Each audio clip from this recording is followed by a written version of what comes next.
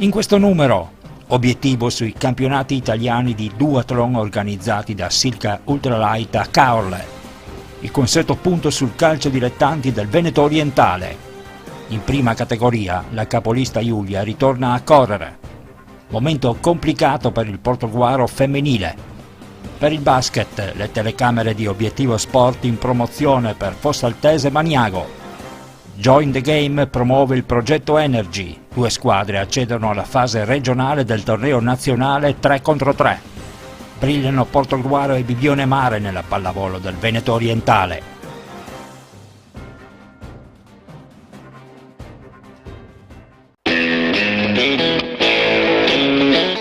Tyros, la grande moda a Fossalta di Portogruaro. Tyros e produzioni abbigliamento in pelle dei più grandi marchi. Tyros in via del lavoro a Fossalta di Portogruaro. Copertina questa settimana sui campionati italiani assoluti di duathlon sprint che si sono disputati a Caorle lungo le strade di Lido Altanea e Porto Santa Margherita. È stata una 2 giorni caratterizzata dal vento gelido che ha complicato non poco la vita ai 550 concorrenti, soprattutto nella frazione di ciclismo, ma comunque ancora una volta di grande successo per la località turistica adriatica. Tanto le prove individuali che quelle di staffetta hanno regalato tante emozioni, vedendo risolversi tutto negli ultimi metri. Al femminile ha prevalso Beatrice Mallozzi delle Fiamme Azzurre davanti all'atleta di Gruaro Sara Papais, tesserata per il TD Rimini. Terza la compagna di squadra Federica Parodi. È stato anche emozionante arrivare da sola e non giocarsela sempre all'ultimo. Ho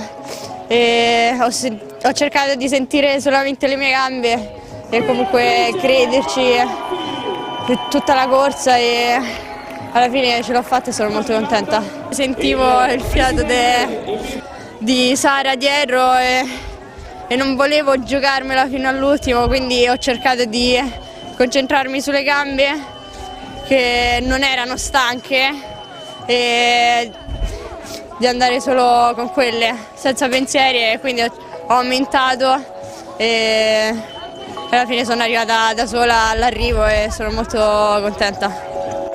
Tra i maschi invece il tricolore è finito nelle mani di Diego Boraschi, laziale del Torino, il quale ha fatto saltare il banco nell'ultima frazione a piedi di 2,5 km, precedendo Andrea Secchiero delle Fiamme Oro e del Project Ultraman Marco Corrado. Oggi bisogna avere gamba perché la frazione di bici era veramente dura, all'andata era veramente dura con questo vento contrario e quindi nessuno voleva tirare giustamente perché sennò veramente si faticava tanto. Invece al ritorno si andava forte, comunque il vento a favore e quindi bisognava rimanere in scia, diciamo. Questa vittoria com'è maturata? Maturata innanzitutto la prima corsa, rimanere nel gruppetto riparati perché anche a corsa c'era un bel vento contrario. L'ultima corsa le forze c'erano, mano a mano che sono passati i miei avversari pensavo il podio è fatto, vedo il secondo, sono passato il secondo e almeno 300 metri ho visto il cartellone e niente, ho vinto.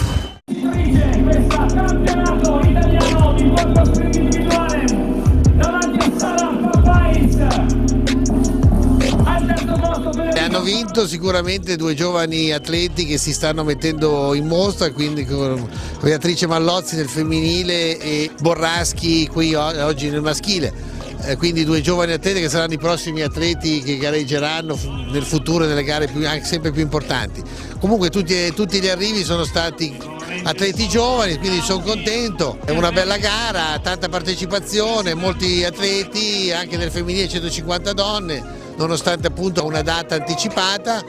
Una bella gara che si è svolta secondo le migliori prospettive che potevamo augurarci. Di grande intensità anche la competizione riservata alle staffette che per il 3° anno consecutivo ha visto la vittoria del TD Rimini con Sara Papais, decisiva nell'imprimere la lungo vincente sul team Triathlon Riccione e il Minerva Roma. Siamo molto soddisfatti del titolo, è il 3° anno consecutivo che comunque riusciamo a vincere la maglia tricolore, quindi portiamo avanti il nome della nostra società nel duathlon, siamo molto contenti del risultato. La 22esima giornata del calcio dilettanti veneto sta sempre più indirizzando i vari tornei secondo quelle che erano le aspettative dell'estate. Le sorprese che fin qui hanno fatto la voce grossa stanno infatti sempre più venendo meno, lasciando strada a quelle squadre dichiaratamente costruite per vincere.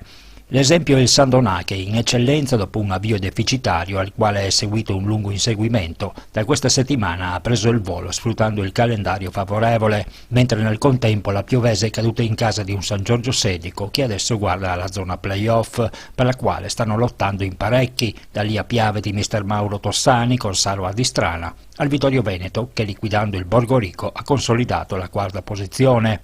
In coda rischi inattesi per Giorgione e Real Martellago appena sopra di una lunghezza della zona play-out, chiamati ad invertire la tendenza per non farsi pericolosamente risucchiare.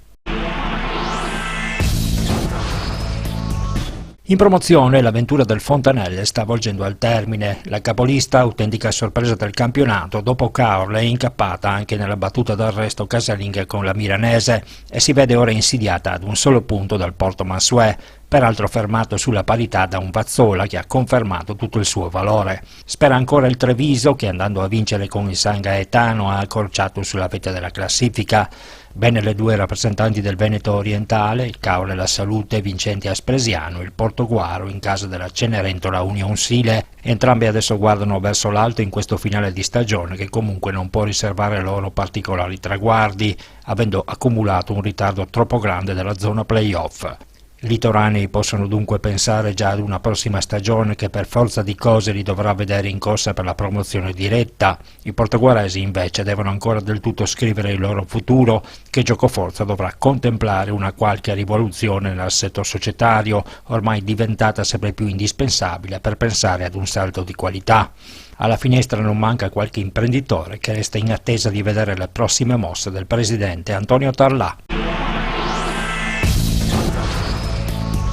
In prima categoria, dopo aver visto sfumare metà del vantaggio con il quale aveva chiuso il girone d'andata sul Fossalta Piave, la capolista Giulia Sagittaria era chiamata a vincere contro il Casale per non rischiare di finire in una pericolosa spirale involutiva.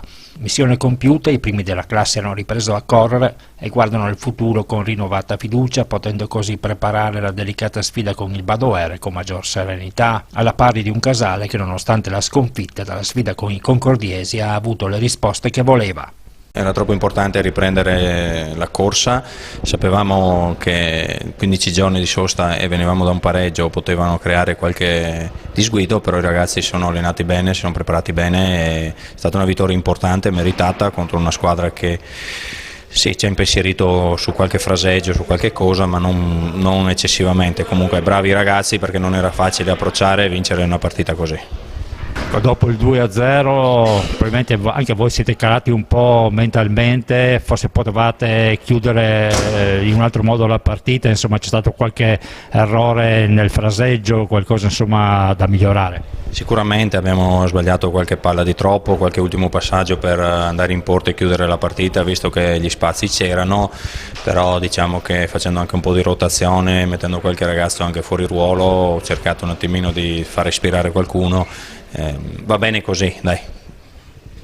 Quindi si guarda avanti con grande fiducia? Sicuramente, abbiamo un obiettivo finale e continuiamo a lavorare, continuiamo a guardare avanti con fiducia e da qui alla fine cercheremo di fare il massimo delle nostre potenzialità.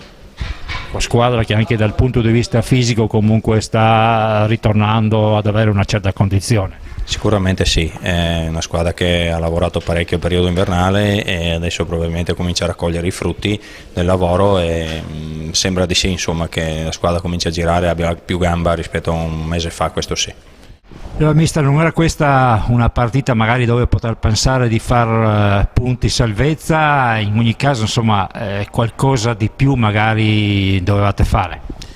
Beh, diciamo che sicuramente non era la partita in cui dovevamo fare dei punti, perché chiaramente la differenza, il divario era abbastanza evidente. È chiaro che potevamo fare qualcosa di più in qualche situazione che magari non ci abbiamo creduto.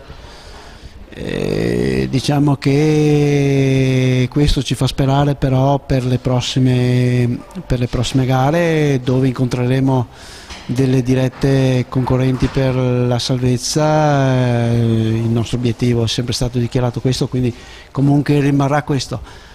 Evidentemente oggi sicuramente la Giulia si è dimostrata una corazzata e quindi per carità merito a loro, non c'è dubbio su questo, insomma. Poi 2-0 all'inizio del secondo tempo vi ha un po' tagliato le gambe.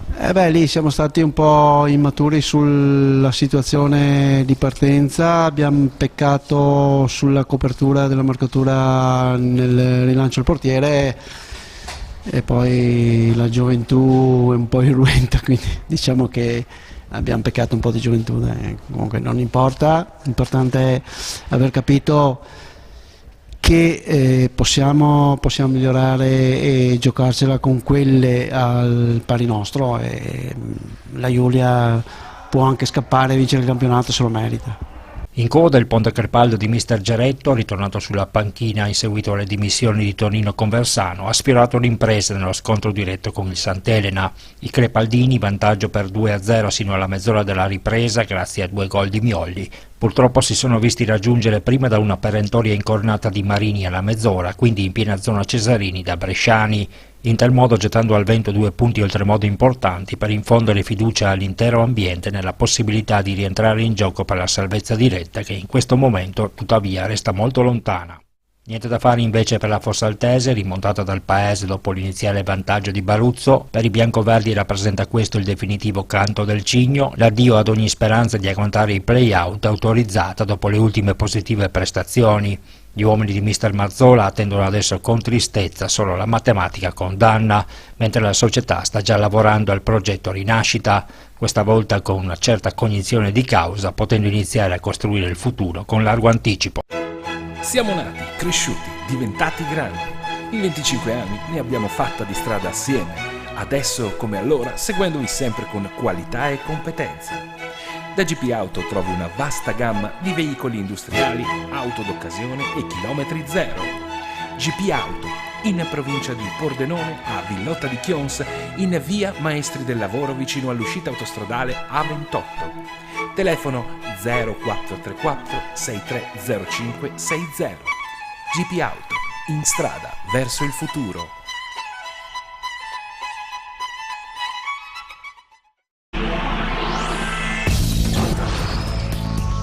Il Parmaggiore è invece sempre più vicino al traguardo del ritorno in prima categoria. 13 punti di vantaggio mettono in condizione i bleugrana di approssimarsi alla sfida con il San Stino in calendario alla 25esima giornata, avendo l'obiettivo di festeggiare proprio in quella occasione, se non prima, il matematico ritorno nel campionato superiore con oltre un mese d'anticipo. Ormai per gli uomini di mister Luciano Benetti non vi è più alcun ostacolo al trionfo, prima pietra di un programma triennale che punta al ritorno in promozione. In coda, espugnando Gruaro, il Sindacali ha di fatto mescolato nuovamente le carte in zona play-out, 3 punti d'oro per i Granata Concordiesi che consentono loro di restare in corsa, mettendo adesso nel mirino anche il Teglio Veneto che ha lasciato strada ad un Lugugnano ritornato a sperare nella salvezza diretta. Impresa comunque non facile considerata la buona condizione ed il discreto valore del Gainica di mister Massimo Sibau. Terza categoria è sempre più all'insegna del Cessalto. Dopo aver messo la freccia, i trevigiani adesso provano a spiccare il volo. L'importante affermazione nello scontro diretto con il Casier d'Osson ha permesso ai gialloverdi di allungare a 3 le distanze su un Silea fermato dal Lido Jesolo sul risultato ad occhiali. Sempre molto combattuta la lotta per garantirsi una zona playoff che comunque, per come stanno adesso le cose, col divario tra seconda e terza di 10 punti, rischia concretamente di rimanere fino a se stessa, ovviamente salvo crisi inaspettate di una delle due del tandem di testa. Non è un momento idilliaco per la Granata del Portoguaro femminile. A Balcon, al cospetto di una squadra ampiamente alla portata, non sono andate oltre il pareggio per 2-2 dopo aver dilapidato un doppio vantaggio e fallito una serie notevole di palle gol, risultato che complicano un poco la classifica del campionato di Serie D femminile in ottica promozione diretta, visto che Futuro, Giovani e Villorba non danno l'impressione da qui alla fine del torneo di perdere altri colpi. Domenica Portogruaro giocherà la semifinale di Coppa Veneto a Venezia, competizione che in ragione di queste ultime disavventure viene ad assumere un'importanza rilevante nella stagione delle portoguaresi. No, purtroppo non è un bel momento, nel senso che paghiamo un po' la continuità dei risultati della prima parte della stagione, ma adesso comunque stiamo recuperando anche un po' le fortunate. Abbiamo fatto questo passo falso domenica che comunque non compromette, diciamo, del tutto finché la classifica non dà la certezza, insomma, della classifica finale. Non dobbiamo davanti credere in quello che stiamo facendo. Purtroppo paghiamo anche degli errori, purtroppo abbiamo fatto 2 errori di attenzione, così li abbiamo pagati subito. Questo è successo domenica, è successo anche col Virolba, avendo fatto anche una buona prestazione, però le ragazze comunque si impegnano e noi bisogna pensare di andare avanti e soprattutto anche in prospettiva che domenica c'è una partita importante. Ecco, infatti, Futuro Giovani a 6 punti da voi, una distanza forse incolmabile per quanto riguarda la promozione diretta, e quindi la Coppa diventa veramente un qualcosa di importante, perché si sa, insomma, che vincendola al 90% potreste essere comunque in Serie C. Sì, pensiamo sicuramente alla Coppa, che domenica è una semifinale contro Venezia che dobbiamo assolutamente portare a casa, questo sicuro, ma pensiamo anche al campionato, perché comunque abbiamo visto che l'andata comunque il Villorba ha fatto dei passi falsi e adesso è davanti a noi, possono fare dei passi falsi anche il Futuro e il Villorba, bisogna pensare anche al campionato. Adesso ripeto, dobbiamo concentrarci sicuramente a domenica, che è importantissimo, sperando anche di recuperare le rotte infortunate per far sì di riuscire a fare anche la finale. Finale, ovviamente c'è anche, possiamo dire, insomma, da pensare eventualmente ai playoff di questo campionato. Sì, sarebbe anche un peccato, anche perché il lavoro che stiamo facendo e anche le ragazze il lavoro loro che stanno facendo, che stanno mettendo in discussione, che stanno crescendo, sarebbe un peccato, però non è mai facile, si partono magari con gli obiettivi, dopo durante l'anno ci sono sempre delle difficoltà, però vedo che comunque le ragazze stanno lavorando bene, si stanno impegnando, quindi sicuramente il lavoro alla fine pagherà sicuramente. Adesso abbiamo questa pausa di campionato, chiudiamo, pensiamo domenica e poi ripartiamo anche per Assinvest, da sempre al vostro fianco. Sono Leonardo Moretto, rappresento Assinvest a Portogruaro, lavoriamo nel settore delle assicurazioni e degli investimenti. Lo facciamo attraverso canali diretti, attraverso l'e-commerce, attraverso sistemi di distribuzione innovativi. Applichiamo mensilizzazione a tutti i nostri contratti in maniera gratuita. Abbiamo particolare attenzione nei confronti delle imprese artigiane, distribuiamo prodotti finanziari e prestiti personali grazie alle partnership nazionali che abbiamo creato. Assinvest ci trovi in via Vivaldi numero 3 a Portogruaro, telefono 0421 27 3258.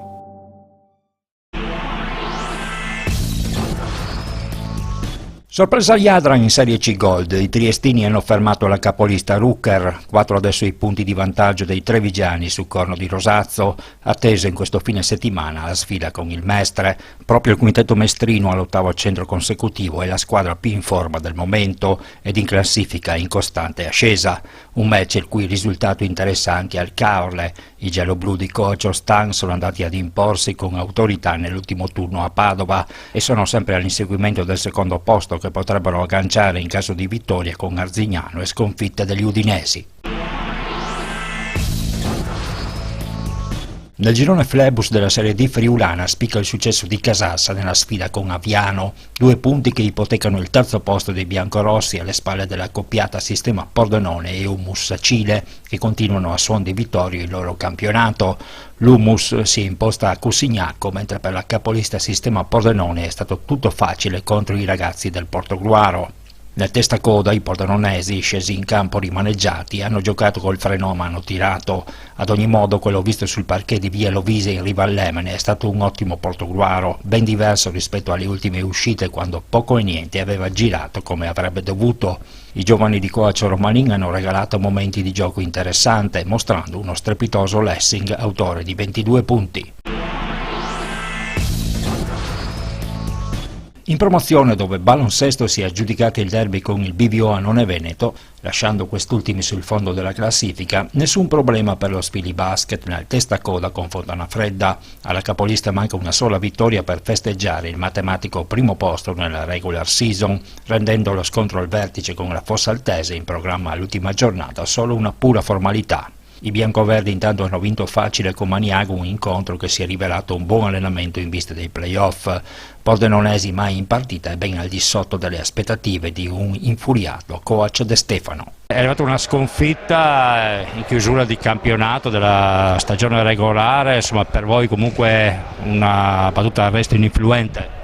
Ma contro una squadra comunque che è ben preparata, c'è dei giocatori di categoria. Io ho allenato Amadeo anni fa, che è sempre un play di rispetto, c'è Soncin, c'è Piasentin, quindi una bella squadra, è andata bene. Secondo me è la squadra più forte del campionato, l'ho visto giocare anche a Spilimbergo, dove ha avuto un arbitraggio un po' così nel terzo quarto, non gli hanno fischiato neanche un fallo a favore, cosa mai vista.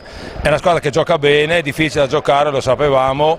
Noi purtroppo siamo questi, io non mi meraviglio, i giocatori alla prima difficoltà non riescono più a reagire, a giocare con il giusto atteggiamento. Abbiamo giocato un po' meglio gli ultimi 5-6 minuti, se si può dire meglio, con due giovani in campo che avevano voglia di giocare, che hanno lottato, hanno corso, e si fa poco così. Noi adesso siamo quarti, probabilmente finiremo quarti, che è già un livello secondo me che è troppo per noi, perché io non sono assolutamente contento della squadra, non sono contento nemmeno dei giocatori, sono dei giocatori che trovano scusanti ogni errore che fanno e non si va avanti così. Invece bisogna reagire, lottare, e i primi due quarti non dico che li abbiamo giocati bene, ma abbiamo chiuso di 8 con un tiro da 3 da metà campo, quindi diciamo abbiamo chiuso di 5 sotto, e quindi c'era ancora partita, si poteva ancora giocare.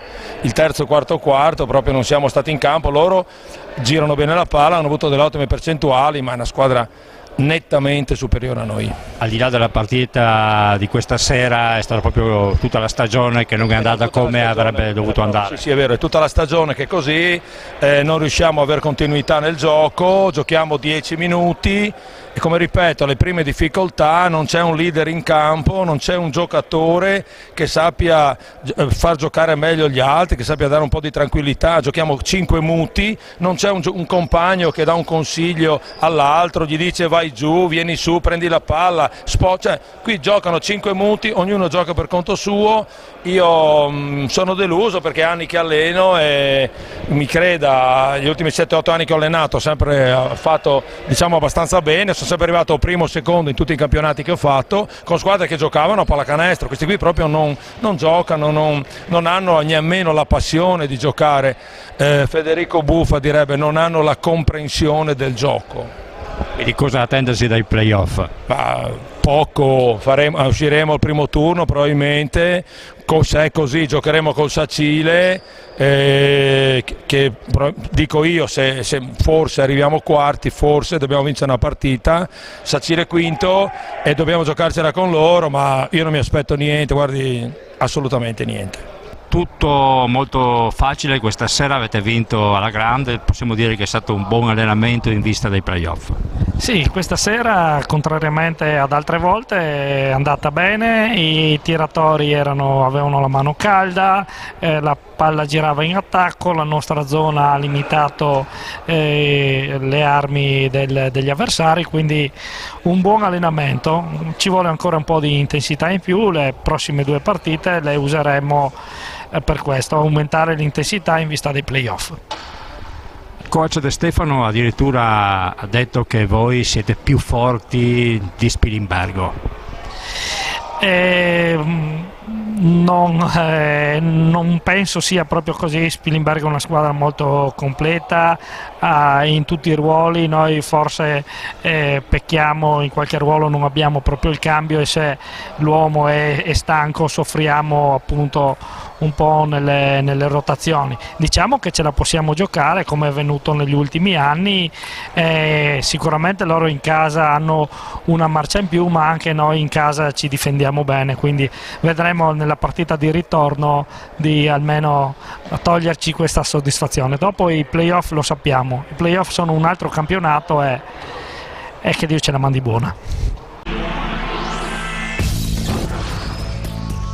Domenica 25 febbraio è partita la fase provinciale dell'edizione 2018 del Joy in the Game, il campionato giovanile di basket 3 contro 3, il torneo nazionale che ha come obiettivo quello di far giocare tutti i giovani cestisti delle categorie Under 13 e Under 14 maschile e femminile, in quella che a partire dai giochi del 2020 diventerà disciplina olimpica. 43 erano le squadre iscritte per la categoria Under 13, 49 per l'Under 14. In palio c'era il passaggio alla fase regionale in calendario per il 24 e del 25 marzo.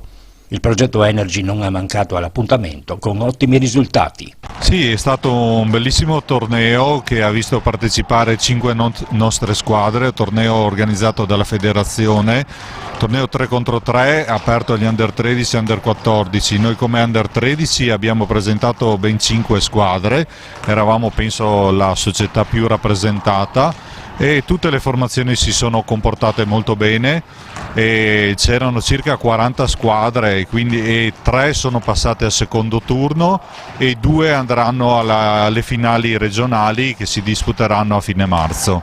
Hanno partecipato sia i ragazzi del 2005 sia alcuni ragazzi degli esordienti categoria 2006 e sono tutti comportati molto bene. Ecco, diciamo allora che il progetto Energy sta continuando a dare i frutti che ci si attendeva. Tu, abbiamo detto, alleni anche gli esordienti, come sta andando questo gruppo? Ma allora ribadiamo che noi stiamo basando tutto sul settore giovanile, quindi stiamo cercando di coltivare bene il settore mini basket. E gli esordienti è un gruppo che sta crescendo. Era partito forse un po' più indietro rispetto alle annate Under 13 e Under 14, adesso invece stanno molto migliorando e anche in campionato adesso abbiamo terminato il girone d'andata, siamo a metà classifica, ma si vedono già notevoli progressi sia per la fase d'attacco che per difesa. L'importante è soprattutto comunque che i ragazzi crescano con determinati valori che cerchiamo di trasmettere. Nel volley del Veneto orientale la festa è tutta al maschile, con VTC e Portogruaro entrambe vittoriose. Mali in Serie C femminile e San Stino, le Liventine si sono inchinate per 3-1 in casa davanti ad un Marino ampiamente alla portata. La classifica adesso incomincia a farsi nuovamente preoccupante ed impone un cambio di rotta per non rischiare di farsi trovare pericolosamente con l'acqua alla gola nel finale di stagione. Le note liete dal maschile, nel girone A il VTC non si è lasciato scappare l'occasione dettata dal calendario favorevole, andando a vincere d'autorità sul campo del Valsugana. 3 punti che consentono di consolidare la seconda posizione, lasciandosi alle spalle il Loreggia caduto al tie break con il Chioene Padova. Ma l'impresa della giornata è comunque del Portogruaro. I ragazzi di coach Pilotto si sono imposti al tie break all'ormai ex capolista del girone B ad una volley, una festa comunque a metà dato che non è valsa il primato, come spesso succede tra i 2 litiganti e il terzo che gode, e così il Sefamo Povolaro, seppur con una partita in più, ha approfittato per insediarsi in vetta con 4 lunghezze sui portoguaresi, ai quali dunque, con i primi della classe fermi per il turno di riposo, non basterà sabato vincere con Solesino per operare il sorpasso. In D femminile si è complicato notevolmente il cammino verso la salvezza della Pallavolo Concordia. Le biancorosse davanti al Silea sono state protagoniste di un avvio di gara da dimenticare. Il primo set le ha viste soccombere 10-25. Nei successivi 2, tirando fuori l'orgoglio, sono riuscite a capovolgere il risultato, salvo poi, tradite dalla paura di vincere, farsi trascinare al quinto set, finendo per lasciare sul campo 2 punti oltremodo importanti per sperare di agganciare il play-out, inchinandosi 17-19 dopo aver sprecato 3 match ball.